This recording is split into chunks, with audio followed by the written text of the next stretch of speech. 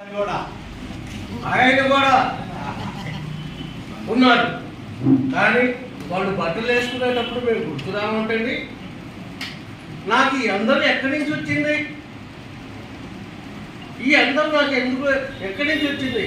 ముందు బట్టలు వేసుకొని ఆయన ప్రభుత్వం గురించి, ప్రజల గురించి, వాళ్ళ గురించి, గురించి ఎవరో ఆలోచించాడు. ముందు పోయి అద్దంలో చూసుకుంటాడు, నేను ఎలా ఉన్నాను, ఈ దర్జీ కళాకారుడు నా బట్టలు ఎలా పుట్టాడు, బాగున్నాయా లేవా అని. అప్పుడు కూడా గుర్తురావండి. మేము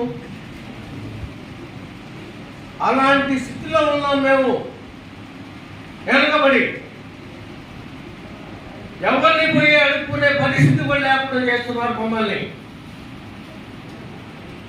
ఒక దర్జీ కళాకారుడు పుట్టిన బట్టలు వేసుకొని అసెంబ్లీ పోయి, పార్లమెంటుకు పోయి, మంత్రులు చేసి, ప్రధానమంత్రులు చేసి ఇవన్నీ చేస్తున్నారు. కానీ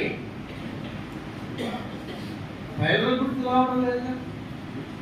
దర్జీ కళాకారుడు గుర్తుకోసం తొమ్మిది వచ్చి తోడుపడి వాడు పోయిందాక ఈ దర్జీ కళాకారుడు ఉంటాడు. వాడు తోడు ఉంటాడా లేదా?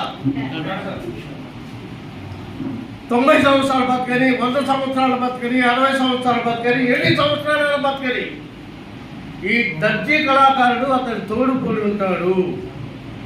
వాడిని అందరినీ తీసుకొస్తాడు.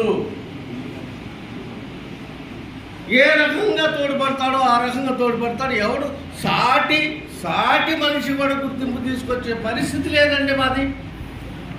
మా దగ్గర పుట్టించుకుని పోయారు. ఏమంటే వనికారు గారు, మీరు 2 జతలు పుట్టారు, అసలు ఎంత బాగున్నాయి, అది వేసుకుంటే ఎంత అందం వచ్చిందండి నాకు. అట్లా నీకు చెప్పే పరిస్థితి కూడా లేదండి. ఇవాళ గవర్నమెంట్ ఏం పట్టించుకుంటుందండి? అలాంటి టైంలో మన దగ్గర ముందు ఉద్యమం ఉండాలి, ముందుకెళ్ళాలి. ఏమంటే ఎందుకు మమ్మల్ని గుర్తించరు? సొసైటీ చేశాం, గుర్తింపు ఉందా? లేదు. ఏడీ గారి దగ్గరికి వెళ్ళాం, ఏందో ఆయన ఏదో చెప్తాడు, సరే సార్ అంటాం, వచ్చేస్తాం. మాకెందుకు గుర్తింపు కార్డు ఇవ్వరు ఏడీ గారు మమ్మల్ని ఎందుకు గుర్తించరు? గుర్తింపు కార్డు ఎందుకు ఇవ్వరు అంటే వాళ్ళు లబ్ధి పొందడం కోసం 15 మంది టైలర్లు ఉంటే 1500 మందిని తీసుకొచ్చి పెడతారు.